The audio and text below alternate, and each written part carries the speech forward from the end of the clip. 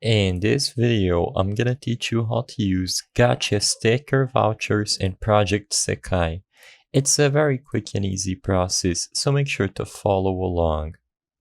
To simplify this, if you don't understand what these vouchers are, it's basically a semi-pity carry over to another banner.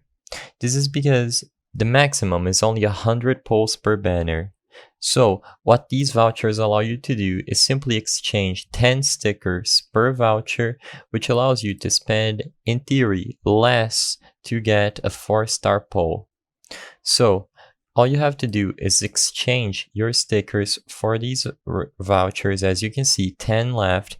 And after you acquire these 10 vouchers, you will be able to use them alongside the stickers that you already own to get one of the exchange items. So buy 10 vouchers, which roughly equal to about 100 stickers, saving you some trouble. I hope I was able to help you on how to use Gacha sticker vouchers on Project Sekai. If this video helped you, please be sure to leave a like and subscribe for more quick and easy tips. Thank you for watching.